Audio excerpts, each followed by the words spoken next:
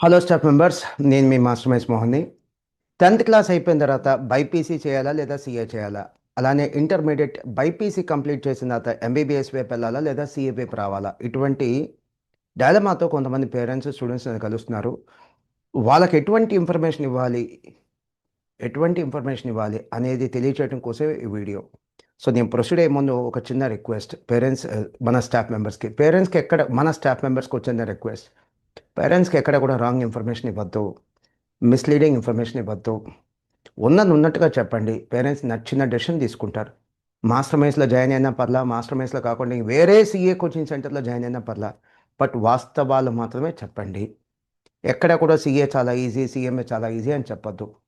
Definitely IIT మెడిసిన్తో compare చేస్తే CA ఒక 40 to 50% efforts పెట్టినా క్వాలిఫై అవుతారు. సో కంపారిటివ్గా ఐఐటీతో పోల్చిన, మెడిసిన్తో పోల్చిన సీఏ లేదా సీఎంఏ 40 to 50% ఎఫర్ట్స్ పెట్టాలి. బీటెక్ లేదా బీకామ్ లాంటి కోర్సెస్తో పోలిస్తే ఖచ్చితంగా కష్టంగానే ఉంటాయి. సో ఈ మెడిసిన్ గురించి లేదా బైపీసీ కోర్సు గురించి, ఎంబీబీఎస్ కోర్సు గురించి కొన్ని వీడియో క్లిప్పింగ్స్ నేను తీసుకొచ్చాను. మన వీడియోకి నేను వాటిని అటాచ్ చేస్తున్నాను. హాయ్ అండి, ఈ వీడియో డాక్టర్ అవ్వాలనుకున్న ప్రతి ఒక్కళ్ళు చూడండి. నీట్ యూజీ ఎగ్జామ్ రాసి ఉంటారు కదా పిల్లలు ఈ మధ్య. So is it really worth it అని చెప్పేసి నేను మీకు క్లియర్ గా చెప్తాను. నేను ఎంబీబీఎస్ గుంటూరు మెడికల్ కాలేజ్ లోనే చేశాను. పీజీ డిఎన్బీ అనేది కూడా గవర్నమెంట్ సీటే, ఓపెన్ కేటగిరీ సీటే. సూపర్ స్పెషాలిటీ కూడా నేను ఓపెన్ కేటగిరీ సీట్ లోనే చేస్తున్నాను. So I think I'm eligible to speak to all about this topic. First of all ఏంటంటే, ఎంబీబీఎస్ సీట్ రాగానే మీరు ఏదో తెగ పొడి చేసామనుకుంటారు పిల్లలు. అస్సలు మీరు ఎందుకు పనికిరారు. I'm being honest. MBBS complete చేశాక 6.5 సంవత్సరాల తర్వాత మీ salary, especially in cities private hospitals లో 30,000 ఇస్తున్నారండి. బాగా ఎక్స్పీరియన్స్ అయితే 50,000. అంతకు మించి ఒక్క రూపాయి కూడా ఎవరు. ఏంటి మీరు 6.5 సంవత్సరాలు ఎంబీబీఎస్ చేసి, అంటే దానికి ముందు నీట్ కోసం ప్రిపేర్ అవడానికి ఒకటో 2 లాంగ్ టర్మ్ లేస్తారు కదా, అంటే మొత్తం ఒక 8 సంవత్సరాలు కష్టపడితే మీకు ఒక 50,000 జీతం మాక్సిమం వస్తుంది. మీరు హ్యాపీగా సిటీలో ఉండి పని చేసుకోవాలంటే మీకు ₹1,00,000 ఇవ్వరు, 50,000 కూడా ఇవ్వరు. తర్వాత ఎంబీబీఎస్ అయిపోయాక పీజీ ఎంట్రన్స్ ఒకటి ఉంటుంది. అప్పుడు అనిపిస్తుంది, ఈ అమ్మాయి ఎంబీబీఎస్ ఎందుకు చదివాను రా బాబు అనిపిస్తుంది. Most of the MBBS completed students are in this phase now. అంటే ఎంబీబీఎస్ చదివిన ప్రతి ఓడి ఏంటి, orthopedician, general physician, cardiologist, neurologist ఇలా అవ్వాలనుకుంటారు కదా. సో అవి క్లినికల్ బ్రాంచెస్ అనమాట. సో క్లినికల్ బ్రాంచెస్ అంత ఈజీగా రావండి. ఎంబీబీఎస్ అవగానే ఓపెన్ కేటగిరీలో రావాలంటే ఇంకో 1 or 2 years దొబ్బించుకోవాలి. ఏంటి ప్రిపరేషన్ కోసం. తర్వాత వచ్చిన తర్వాత మీకు శాలరీ ఎంత ఉంటుంది, పీజీలో 70,000 ఉంటుంది. పీజీ కంప్లీట్ అయ్యాక ఎంత ఉంటుంది, మాక్సిమం ₹1,00,000 ఉంటుంది. దీనికోసం మీరు నిద్రాహారాలు మాని, రాత్రులు నిద్ర లేక స్ట్రెస్ తీసుకొని, మీ హెల్త్ పాడు చేసుకొని చేస్తే మీకు ఆ స్టేజ్ వస్తుంది. అది కూడా ఏంటి, ఆల్మోస్ట్ 10 years కష్టపడ్డాక. ఈ రోజుల్లో స్పెషలైజేషన్ చేసినా గానీ వాల్యూ లేదంటున్నారు. తర్వాత సూపర్ స్పెషలైజేషన్ చేయాలి. దానికోసం మళ్ళీ ఇంకొక ఎంట్రన్స్, అది ఇంకో టార్చర్. ఆ ఎంట్రన్స్ రాసిన తర్వాత మీరు సూపర్ స్పెషాలిటీ చేసేటప్పుడు ఎంత ఉంటుంది స్టైపెండ్, 70,000 నుంచి ₹1,00,000 ఉంటుంది. సో అలా మళ్ళీ మీరు 3 సంవత్సరాలు, అంటే ఏంటి, మీరు 18 సంవత్సరాల ఎంబీబీఎస్ జాయిన్ అయిన తర్వాత నుంచి ఇప్పుడు దాకా తీసుకుంటే ఆల్మోస్ట్ 15 సంవత్సరాలు ఇంకా చదువుతా ఉన్నారు. అయినా సరే మీకు శాలరీ ఎంత ఉంటుంది, 70,000 నుంచి ₹1,00,000. ఈ లోపు మీరు ఎంత స్ట్రెస్ ఫేస్ చేస్తారు, ఎంత హెల్త్ చెడిపోయి ఉంటుంది. డాక్టర్స్ అందరు కారులో తిరుగుతున్నారు అనుకుంటారు, దాని వెనకాల ఎంత కష్టం ఉంటది, ఎంత స్ట్రెస్ ఉంటది, ఎంత పెయిన్ ఉంటది, ఎన్ని సాక్రిఫైజెస్ ఉంటాయి, ఎన్ని స్లీప్లెస్ నైట్స్ ఉంటాయి, ఎంత టార్చర్ ఉంటుందో మీ ఎవరికి తెలియదండి. ఏదో ఎంబీబీఎస్ అని పొలో మన అందరు గుడ్డెద్దు చేలోబడ్డట్టు ఏదో తెగ చదివేస్తున్నారు. కాబట్టి పేరెంట్స్, పిల్లలు అందరూ ఒకసారి ఆలోచించండి. మీకు ఇంతకంటే బెటర్ ఆపర్చునిటీస్ ఏమన్నా ఉన్నాయి చూడండి. ఒక్కొక్కరు 3 లాంగ్ టర్మ్లు, 4 లాంగ్ టర్మ్లు వేసేసి దాని తర్వాత ఎంబీబీఎస్ కోసం ఒక 6 సంవత్సరాలు, అంటే ఆల్మోస్ట్ ఒక 15-18 సంవత్సరాల తర్వాత మీరు మీ కాళ్ళ మీద నిలబడతారండి. మీరు ఇదే ఎఫర్ట్ కనుక వేరే ఎనీ అదర్ ఫీల్డ్, సపోజ్ నేను ఇంజనీరింగ్ గురించే చెప్తున్నానండి, మీరు 4 సంవత్సరాలు కనుక ఇదే ఎఫర్ట్ పెడితే you will be on top. గూగుల్లో ఇంత ప్యాకేజ్ వచ్చింది, మైక్రోసాఫ్ట్ లో ఇంత ప్యాకేజ్ వచ్చింది, ఇలాన్ మస్క్ దగ్గర పోయాడు, అది ఇది అని న్యూస్ లో చూస్తూ ఉంటారు కదా. అదే ఎఫర్ట్ మీరు పెడితే you will exceed in any goal అండి. 15-18 సంవత్సరాలు దొబ్బించుకుంటున్నామండి. ఒక పేదవాడు డాక్టర్ అవడానికి ఎంత కష్టపడాలి, ఎన్ని సాక్రిఫైజెస్ ఉంటాయి. Is it really worth it? మీకు నిజంగా డాక్టర్ ఎందుకు అవ్వాలని ఉంది? అంత time burden, financial burden, physical burden, mental burden, health burden అదంతా తీసుకొని మీరు చేయాలనుకుంటే చేయండి భయ్యా. 18 సంవత్సరాలు అప్పుడు ఎంబీబీఎస్ జాయిన్ అయిన, ఇప్పుడు 31 వచ్చింది. కానీ ఒకసారి నువ్వు డాక్టర్ అయ్యాక నువ్వు ప్రాక్టీస్ కనుక నీది ఎథికల్ గా ఉంటే కనుక it will be very blissful. అంటే ఆ జాబ్ సాటిస్ఫాక్షన్ ఉంటుంది. పేషెంట్స్ ని ట్రీట్ చేసినప్పుడు వాళ్ళు వచ్చి, సార్ మీరు ట్రీట్మెంట్ ఇచ్చాక మాకు తగ్గింది సార్ అని చెప్పేసి ఒక పెయిన్ఫుల్ స్టేట్ లో నుంచి వచ్చి హ్యాపీగా ఇంటికి వెళ్తారు చూసారా, that will be the eternal bliss. దానికోసం మీరు ఎంబీబీఎస్ చదవాలనుకుంటే చదవండి. I hope this video is helpful. Me friends తో, మీ ఫ్యామిలీ, పేరెంట్స్ తో షేర్ చేయండి.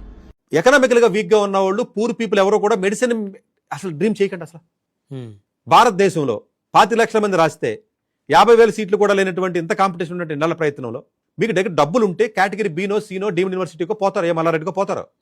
డబ్బులు లేని పరిస్థితిలో ఉన్నప్పుడు మెడిసిన్ లాంటి ఎగ్జామ్ని మీరు టార్గెట్ చేసి, మా పిల్లడు బాగా చదువుతాడు, మా పిల్ల బాగా చదువుతుంది, సీటు కొడుతుంది ఓవర్ కాన్ఫిడెన్స్ తో పేరెంట్స్ అందరూ బలవంతంగా కాలేజీలో తోస్తే సీటు రాదు. అందరికీ రాదు కదండి, నా ఉద్దేశం తెలుగుతో.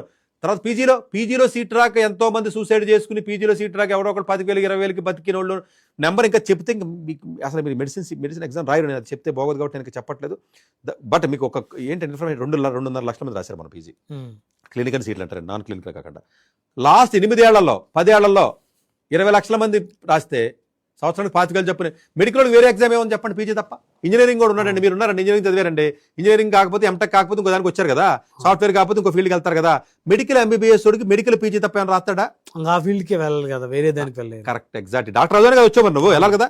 ఇప్పుడు సంవత్సరం 2.5 లక్షల మంది రాస్తే 25,000 మంది సీట్లు వచ్చినాయి కదా పీజు. మరి లాస్ట్ 10 ఏళ్లలో 2 లక్షలు రాశారు, వాళ్ళ పరిస్థితి ఏంటి? మీరు ఈ సంవత్సరం మిగిలిపోయిన 2 లక్షలు చూస్తున్నారు కాదు, లాస్ట్ ఇయర్ మిగిలిపోయిన వాళ్ళు, అంతకుముందు మిగిలిపోయిన వాళ్ళు అవును, వేరే దానికి వెళ్ళరాళ్ళు. అలాగే ఇప్పుడు ఇంజనీరింగ్ కూడా గేట్ ఎగ్జామ్ రాయిపోతే ఏముంది, వేరే దానికి పోతున్నాడు కదా. బ్యాంక్ ఉద్యోగానికి పోతాడు, మ్యాథ్స్ వచ్చాడికి, ఏదో గవర్నమెంట్ ఉద్యోగం రాస్తాడు, లేదా స్వీపర్ పోస్ట్కి వెళ్తాడు, దేనికి వెళ్తున్నాడు. మెడికల్ వాడు ఆల్మోస్ట్ మీకు సక్సెస్ రేట్ ఓవరాల్గా పీజీలో మెడికల్ సీట్ రావడానికి సక్సెస్ రేట్ 5% కూడా లేదండి, మళ్ళీ అక్కడ కూడా 10% కూడా లేదు.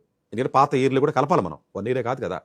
అంటే ఇవన్నీ డబ్బులు లేనటువంటి వాళ్ళు, స్తోమత ఫైనాన్షియల్ లేని వాళ్ళు తక్కువ చేయడం కాదు, కానీ అంటే మీరు మెరిట్ కాదా, మాకు సీట్లు వస్తాయి అని వాదించుకోవడానికి, ఆర్గ్యుమెంట్ చేయడానికి బాగుండొచ్చేమో తప్ప మానసికంగా చాలా రకమైనటువంటి స్ట్రెస్తో కూడుకున్నటువంటి పని. వెరిఫై చేసుకుని పక్కాగా కొట్టగలం అనుకుంటే మీరు అన్న తప్ప మీ కోరికతోనో, మీకున్న ఎమోషన్తోనో, మీకున్నటువంటి డీప్ ప్రేమతోనో నేను చేయడం అన్న తప్పు. మేము లేని వాళ్ళని చదవకూడదా, డబ్బులు లేని వాళ్ళు చదవద్దని చెప్పి సతీష్ గారు సలహా చెప్తున్నారా? మేము డాక్టర్లు అవ్వద్దా అని చెప్పడానికి బాగుంటాయి, ఆర్గ్యూ చేయడానికి. బట్ సీట్ రాకపోతే 2 ఏళ్ళు 3 ఏళ్ళు లాంగ్ టర్మ్ చేసి మానసికంగా సఫర్ అవుతున్నటువంటి వాళ్ళకి మాత్రమే మేబీ నా మాట అర్థమవుతుందేమో. ఓకే, సో ఇప్పుడు సూరజ్ అనే ఆ స్టూడెంట్ అన్యాయంగా ఆలోచన లేకుండా వేరే వేరే వేరే వేరే దారి ఉందన్న విషయం అవును, అతనికి మనం తెలియకే కదా, అవును తెలియకే కదా. ఆ పరిస్థితి ఎందుకు మనకు రావాలి? అవును. సో నేనేమంటానంటేనంటే జనరల్గా ఫైనాన్షియల్గా కొంచెం ఇబ్బంది ఉన్నటువంటి ఫ్యామిలీ బ్యాక్గ్రౌండ్స్ 1కి 2, 2కి 3, 3కి 4 సార్లు చెక్ చేసుకుని పక్కాగా మనకు అవకాశాలు ఎక్కువగా మెండుగా ఉన్నాయని చెప్తేనే వెళ్ళండి. అప్పుడు కూడా మీకు డేంజరే, మళ్ళీ పీజీ సీట్ కొనాలి.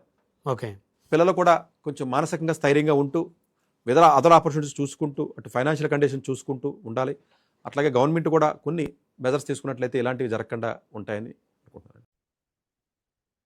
సో కంక్లూడ్ చేసే ముందు సిఏ 10th క్లాస్ తర్వాత సుమారుగా ఎన్నాళ్ళు పడుతుంది? సో 6 years పడుతుంది సిఏ. ఇంకో 1 or 2 years అడిషనల్గా బఫర్ పెట్టుకొని రమ్మని చెప్పండి. అండ్ ఖర్చు ఎంత అవుతుంది? అప్రాక్సిమేట్లీ ఒక డే స్కాలర్ స్టూడెంట్ అయితే అన్ని ఖర్చులు కలుపుకొని, మాస్టర్ మైన్స్ ఫీజు కావచ్చు, బుక్స్ ఫీజు కావచ్చు, సిఏ రిజిస్ట్రేషన్ ఫీజు కావచ్చు, ఎగ్జామ్ ఫీజు కావచ్చు, ఇవన్నీ కలుపుకొని 4 to 5 lakhs అవుతుంది డే స్కాలర్ స్టూడెంట్. టోటల్ కోర్సుకి అయ్యేటటువంటి ఖర్చు ఇది.